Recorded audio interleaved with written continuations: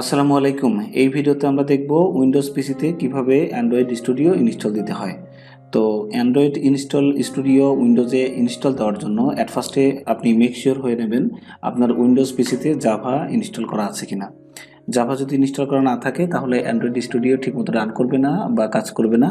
কারণ হচ্ছে অ্যান্ড্রয়েড যেহেতু জাভার উপর বেস করে চলে, কাজে আপনার পিসিতে জাভা বেসড অ্যান্ড্রয়েড স্টুডিও চালাতে গেলে অবশ্যই জাভা ইনস্টল করা থাকতে হবে। তো আপনার পিসিতে জাভা ইনস্টল আছে কি না সেটি কিভাবে চেক করবেন। আপনার এই যে টাস্ক বার যেটি দেখতে পাচ্ছেন, এখানে গিয়ে আপনি লিখবেন সিএমডি। এই যে যেখানে আমরা সার্চ থাকে এখানে সার্চে গিয়ে লিখবো সিএমডি, দেন এখানে লিখবো হচ্ছে জাভা, একটা স্পেস দিব, তারপরে দুটা হাইপেন দিব অর্থাৎ মাইনাস চিহ্ন দিব, তারপরে এখানে ভার্সন লিখে দিব। এটা লিখে যদি আমরা এন্টার করি তাহলে এখানে আমার লেখা উঠছে Java is not recognized. That means হচ্ছে আমার পিসিতে জাভা ইনস্টল করা নেই। তো জাভা ইনস্টল করার জন্য অ্যাট ফার্স্ট আমরা যে কাজটি করব সেটা হচ্ছে যে আমরা গুগল ক্রোম ওপেন করব এবং এখানে গিয়ে লিখবো জাভা ডেভেলপমেন্ট কিট, অথবা সংক্ষেপে আমরা লিখতে পারি জেডিকে ফর উইন্ডোজের যে ভার্সনটা হয় সেটা লিখে দিতে হবে। আমার এই মুহূর্তে 10, আমি 10 লিখে দিব, 11 হলে 11 লিখে দিতে হবে, 8 হলে 8 লিখে দিতে হবে। এনিওয়ে আমাদের যে প্রথম যে ওয়েবসাইটটি আসলো www.oracle.com, হ্যাঁ এখানে আমরা ঢুকবো এবং এখানে ঢুকলে আমরা যেটা দেখতে পাবো যে একটু নিচের দিকে যদি আসি তাহলে যে জাভা এসি ডেভেলপমেন্ট কিট এখন 17 চলছে। এখানে কিন্তু ভার্সন চেঞ্জ হতে পারে, বিভিন্ন সময় বিভিন্ন ভার্সন এখানে থাকবে। তো এখানে লিনাক্স আছে, ম্যাক ওএস আছে, এখানে আছে উইন্ডোজ। তো আমার যেটা দরকার সেটা হলো উইন্ডোজ, যার যেটা লাগবে সেটা ডাউনলোড করে নেবে। তো এখানে লেখা আছে x64 ইনস্টলার, সো আমাদের লাগবে এইটা। সো এটা ডাউনলোডের লিঙ্ক কোনটা, এটা। সো এটার উপর আমরা ক্লিক করব। এটার উপর ক্লিক করলেই আমার ডাউনলোডের অপশন আসবে। তো আমি এটা প্রোগ্রামসের মধ্যে ডাউনলোড দিতে চাচ্ছি। সো এটা ডাউনলোড হতে 1 থেকে 2 মিনিট 1.5 মিনিট সময় লাগবে, একটু ওয়েট করি। সো এটি আমার অলমোস্ট প্রায় ডাউনলোড কমপ্লিট হয়ে যাচ্ছে। এই যে শেষ প্রায় বলা যায়, এটি শেষ হয়ে গেছে। তো আমি এখানে যদি ওপেন ফোল্ডার ক্লিক করি তাহলে আমার এটি যেখানে ডাউনলোড হলো সেটি দেখা যাচ্ছে যে যেদিকে এখানে ডাউনলোড হয়েছে। তো এটিকে আমরা ইনস্টল করব। ইনস্টল করার জন্য এটার উপর ডাবল ক্লিক করলেই এটি ইনস্টল অপশন আসবে। আপনাদের স্ক্রিনে ইয়েস অর নো দেখতে পাবেন, একটু পরে এখানে আসবে এই যে ইয়েস নো। সো আমরা অবশ্যই ইয়েসে ক্লিক করব ইনস্টল দেওয়ার জন্য। ইয়েসে ক্লিক করলে যেটিকে ডাউনলোড হওয়ার জন্য যে ইন্টারফেস এটি আসবে, এটি আসার পরে নেক্সটে ক্লিক করব, দেন এগেইন নেক্সটে ক্লিক করব। এবার ফাইল কপি হচ্ছে, দেন ক্লোজ বাটনে ক্লিক করব। অর্থাৎ আমাদের জেডিকে কিন্তু ইনস্টল হয়ে গেছে, অর্থাৎ জাভা ইনস্টল হয়ে গেছে। ঠিক আছে, তো জাভা ইনস্টল হয়ে গেলে আমাদের একটি কাজ করতে হবে, সেটা হলো জাভার যে পাথ সেটি ইনিশিয়ালাইজ করতে হবে। তো পাথ ইনিশিয়ালাইজ করার জন্য আমাদের যে কাজটি করতে হবে সেটা হলো দিস পিসি যেটা লেখা আছে, দিস পিসির উপর রাইট ক্লিক করব, দেন প্রপার্টিতে যাব। আপনার যদি এখানে দিস পিসি লেখা না থাকে তাহলে আপনি যে কাজটি করবেন, যে কোনোভাবে এই ইন্টারফেসে আসবেন, এখান থেকে কিন্তু দিস পিসি দেখতে পাবেন। এখানে রাইট ক্লিক করে প্রপার্টিজে গেলেই হবে। সো প্রপার্টিজে আসার পরে এখান থেকে আমরা অ্যাডভান্সড সিস্টেম সেটিং এখানে ক্লিক করব। ক্লিক করলে এরকম একটা অপশন দেখবে যে অ্যাডভান্স ট্যাবের আন্ডারে এখানে লেখা আছে এনভায়রনমেন্ট ভেরিয়েবলস, এখানে ক্লিক করব। এখানে ক্লিক করার পরে এরকম একটা ইন্টারফেস আসবে, উপরে এই অপশন, নিচে এই অপশন। তো আমরা এখান থেকে পাথ নামের যে জিনিসটা আছে এটাকে একটা সিলেক্ট করে জাস্ট নিউতে ক্লিক করব।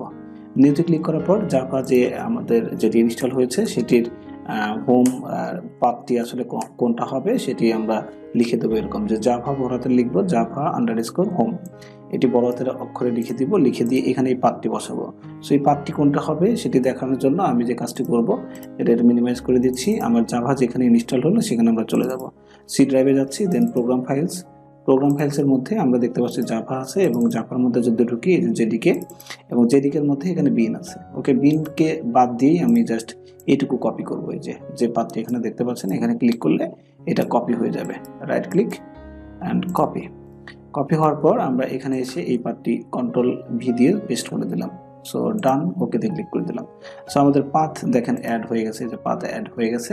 এখন আমাদের দরকার হচ্ছে নিচেরটাতে আসা। এখানেও এসে যে পাথ নামে যেটা লেখা আছে এটিকে সিলেক্ট করব, দেন এটি সিলেক্ট করা অবস্থায় এডিটে ক্লিক করব। এডিটে ক্লিক করার পর এখানে আমাদের কিছু একটা যোগ করতে হবে, এই জন্য আমরা এই নিউতে চলে যাব। নিউতে গিয়ে যে লাইনটি আসলে আমি লিখেছিলাম, মানে পেস্ট করেছিলাম, সেটি দিব, এর সাথে স্ল্যাশ দিয়ে বিন দিব। বিন কেন দিব, কারণ হচ্ছে আমি যদি ওই জায়গাতে আপনাদের আবার নিয়ে যাই তাহলে আমরা দেখতে পাচ্ছি আমাদের যেটা ছিল বিন ফোল্ডারের মধ্যে মূলত আমাদের জাভার যে ফাইলটি সেটি আসলে রান করবে, প্রোগ্রাম ফাইলস, দেন জাভা, দেন জেডিকে, এরপরে যে বিন, এই বিনের মধ্যে যে ফাইলটা আছে এটাই মূলত। সো এই পাথটা কপি করে নিতে হবে। আমি তো বুঝতেই পারলাম যে /bin দিতে হবে।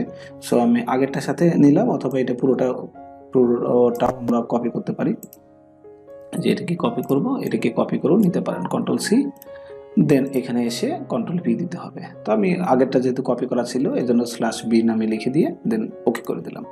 ওকে করে দেওয়ার পর এখানে এসে আমাদের ওকে করে দিতে হবে, এবং ফাইনালি এখানে এসেও ওকে করে দিতে হবে। সো কাজ হয়ে গেল। এখন আমরা দেখব যে আমাদের জাভা ঠিকমতো ইনস্টল হলো কিনা, আমাদের কাজ হচ্ছে কিনা। সো আগের মতোই cmd লিখে দিব সার্চ বারে, দেন এটাতে ঢুকবো এবং এখানে লিখে দিব জাভা স্পেস হাইপেন, এবং এখানে লিখে দিব ভার্সন। সো এখানে দেখা যাচ্ছে জাভা 17 যেটা আমরা ইনস্টল করলাম সেটি কিন্তু আমাদের ইনস্টল হয়ে গেছে। সো প্রথম ধাপ আমাদের কাজটি কমপ্লিট। এখন আমাদের দরকার হচ্ছে অ্যান্ড্রয়েড স্টুডিও ইনস্টল দেওয়া। আগের মতোই অ্যান্ড্রয়েড স্টুডিও লিখে গুগলে সার্চ করব, অ্যান্ড্রয়েড স্টুডিও ডাউনলোড, অথবা Android studio for download for Windows 10, what ever, যে কোনো একটা লিখলেই হবে। অ্যান্ড্রয়েড স্টুডিওর যে ওয়েবসাইটটি সেটা হচ্ছে developer.android.com, এটাতে আমরা ঢুকবো, এবং এটাতে ঢোকার পরে আমরা ডাউনলোড অপশন দেখতে পাবো। যেখানে লেখা আছে ডাউনলোড অ্যান্ড্রয়েড স্টুডিও, আমরা এটার উপর ক্লিক করব।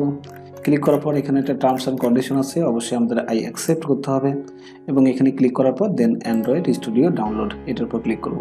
ক্লিক করলে ঠিক আগের মতো এটি ডাউনলোড হওয়া শুরু করবে। এটিও আমার 1 মিনিট মতো সময় লাগবে, 1.5 মিনিট মতো।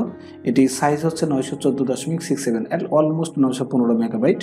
সো এটা ডিপেন্ড করবে আপনার ইন্টারনেট স্পিডের উপর, কত তাড়াতাড়ি আপনার এটা ডাউনলোড হয়। সো দেখতে পাচ্ছি 1 মিনিটের মধ্যে আমার এটি ডাউনলোড হয়ে গেল। এখন আমাদের ইনস্টল করতে হবে। তো আগের মতোই ওপেন ফোল্ডারে ক্লিক করে কোথায় ডাউনলোড হলো এবং সেটির উপর ডাবল ক্লিক করতে পারি, অথবা আমি এখানে সরাসরি করতে পারি। তো ওপেনে ক্লিক করলেও আমার যদিও ডাউনলোড হইতো, বাট আপনাদের সুবিধার্থে আমি কোথায় ফাইলটি ডাউনলোড হলো সেটি দেখালাম, দেন এটার উপর ডাবল ক্লিক করব এবং আগের মতোই আমাদের ইনস্টলের প্রক্রিয়াটি কমপ্লিট করব। সো এটির উপর ডবল ক্লিক করার পর এটি ইনস্টল মোডে চলে গেছে। একটু পরেই আমাদের অপশন আসবে, এই যে ইয়েস অর নো। সো আমরা ইয়েসে ক্লিক করব এবং এখানে আমরা নেক্সটে ক্লিক করব।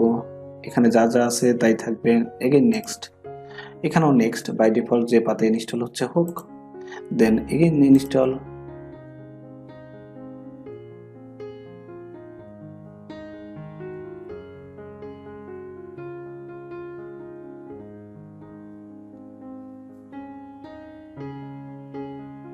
ওকে, এগেইন নেক্সট, এবং ফাইনালি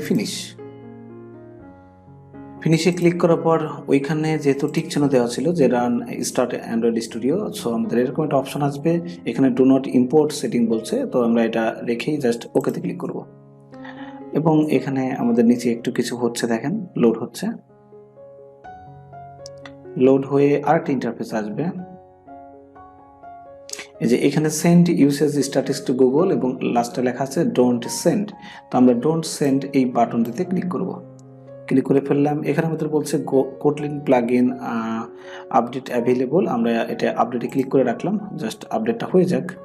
যদিও আমি কোটলিন ব্যবহার করব না, আমি জাভা ব্যবহার করে অ্যাপস তৈরি করব। তো আপনারা যারা কোটলিন ব্যবহার করতে চান তারা কোটলিনকে এইভাবে আপডেট করে নেবেন, এতে আপনাদের সুবিধা হবে। বা জাভা ব্যবহার করলেও পরবর্তীতে কোটলিনে সুইচ করা যাবে, অথবা মানে ফ্লাটার আছে সেখানে যেতে পারবো, বিভিন্ন ধরনের আয়োনিক 5 আছে সেখানেও আমরা সেটা ব্যবহার করে আমরা অ্যান্ড্রয়েড স্টুডিও মানে অ্যান্ড্রয়েড অ্যাপস তৈরি করতে পারবো। তো যাই হোক, এটি আপডেট হচ্ছে, হয়ে নিক। এই ফাঁকে আপনাদের বলে রাখি, আপনাদের পিসিতে অ্যান্ড্রয়েড স্টুডিও খুব ভালোভাবে রান করার জন্য আপনার পিসির কনফিগারেশন অবশ্যই 64 বিট হতে হবে। মানে 32 বিট অপারেটিং সিস্টেম অবশ্যই দিবেন না, কারণ এটা 64 বিট অপারেটিং সিস্টেমে চলে। আর আরেকটা জিনিস হচ্ছে যে র্যাম যদি 8 জিবি হয় বেটার পারফরমেন্স পাবেন, 8 অথবা তার বেশি, মিনিমাম 8 থাকলে ভালো হয়। 4 জিবিতেও চলবে, বাট একটু স্লো চলবে।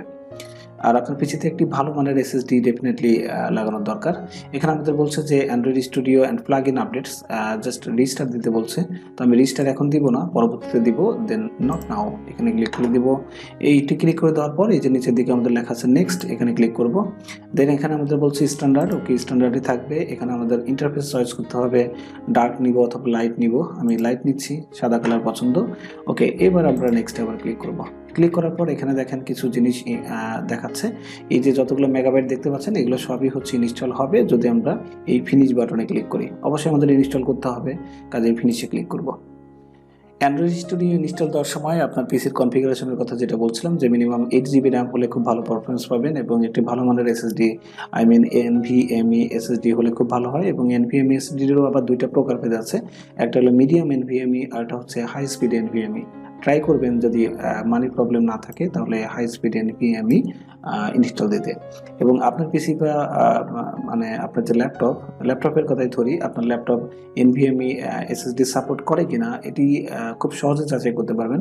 যদি এটি মানে ল্যাপটপটা খোলার পরে ওইটার মাদারবোর্ডে পোর্ট আছে কিনা এটা চেক করলে সবচেয়ে বেটার হয়। বাট আপনি ইন জেনারেল যেটা জেনে রাখেন সেটা হলো যে আপনার প্রসেসরের ভার্সন যদি 8 জেনারেশন হয়, আপনার প্রসেসরের ভার্সন যদি 8 জেনারেশন হয় তাহলে ডেফিনেটলি আপনার ওই পিসিতে এনভিএমই পোর্ট আছে।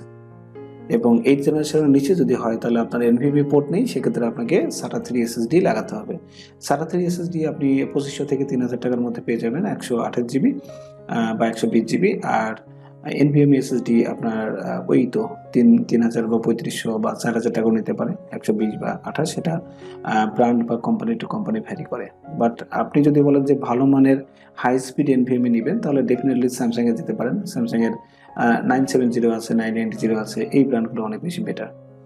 তো এটা বলছিলাম যে আপনার পিসির প্রসেসরের ব্যাপারটি, সেটি যদি আপনি জানতে চান তাহলে আপনার এই যে দিস পিসির উপর রাইট ক্লিক করবেন, দেন পার্সোনালাইজে ক্লিক করবেন এবং এখান থেকে আসার পরে আপনি মূলত আমরা প্রপার্টিতে যাব। আমি দিস পিসির উপর রাইট ক্লিক হয়নি, দিস পিসির উপর রাইট ক্লিক করে প্রপার্টিতে যাব।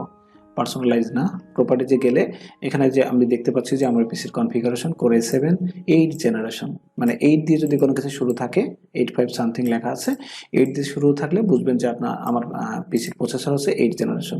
তো 8 জেনারেশন মিনিমাম যদি থাকে তাহলে বুঝবেন যে আপনার ডেফিনেটলি এনভিএমই সাপোর্ট করবে। যেমন আমার পিসিতে এনভিএমই 512 জিবি এসএসডি লাগানো।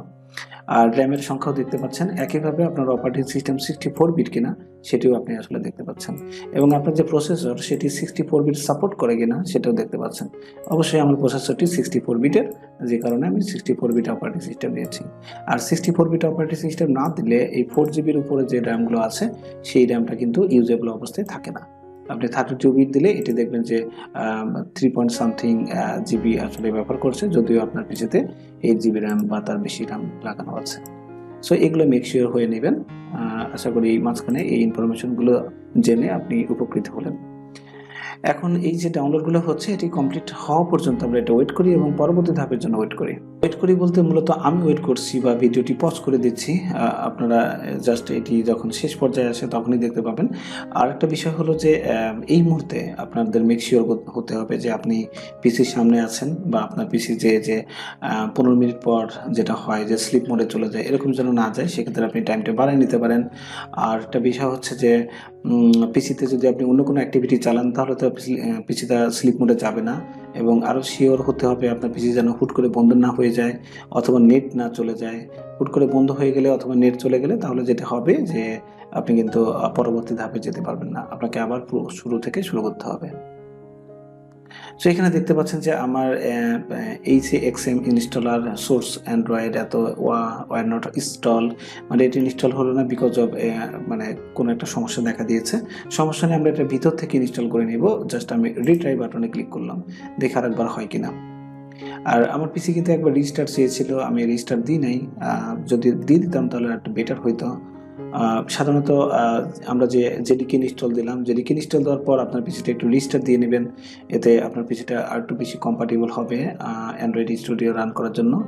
আর যে প্লাগইনটা আমরা ইনস্টল করলাম কোটলিনের, সেটা দেওয়ার পরও আমাদের রিস্টার্ট চেয়েছিল, চাইলে সব ওই সময় দিলে আর একটু ভালো হতো। তো আমি যেহেতু রিট্রাই দিয়েছিলাম, এখন কিন্তু ওটি আবার ইনস্টলের চেষ্টা করছে। তো এইভাবে যদি ইনস্টল হয়ে যায় তাহলে ভালো, না হলে আমরা ভিতর থেকে আবার ইনস্টল করতে পারবো। সো টেনশনের কোনো কারণ নেই, সবই আমরা মানে দেখতে পাবো।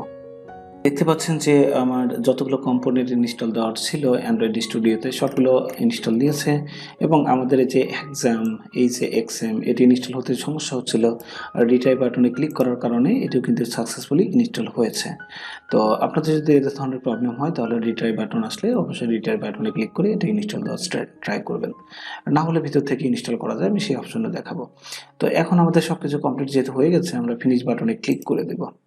সো ফিনিশ বাটনে ক্লিক করে দিলে আমাদের brand new Android studio open হয়ে গেল এবং এখানে দেখতে পাচ্ছেন যে নিউ প্রজেক্ট, এখান থেকে আমরা নতুন প্রজেক্ট শুরু করতে পারি। ওপেন প্রজেক্ট হচ্ছে আপনার এক্সিস্টিং কোনো যদি সোর্স কোড থাকে তাহলে আপনি সেটি এডিট করতে পারেন বা নতুন কোনো আপনার যদি আগে থেকে প্রজেক্ট করা থাকে সেটি ওপেন করতে পারেন। এছাড়া গেট ফ্রম পিসিএস আছে। এছাড়া মোর অপশনে যদি আমরা ক্লিক করি এখান থেকে আমরা কনফিগার করতে পারবো এসডিকে ম্যানেজার, এপিটি ম্যানেজার এগুলো। হ্যাঁ, তো এই পার্টটা আমরা ঠিক পরের লেসনে দেখব যে পরবর্তীতে আমরা কমপ্লিটলি একটা অ্যান্ড্রয়েড স্টুডিওর মাধ্যমে একটা নতুন অ্যাপ কিভাবে তৈরি করতে পারি সেটার A to Z। আশা করি পরের ভিডিওতে সাথেই থাকবেন। থ্যাংক ইউ অল, আল্লাহ হাফেজ।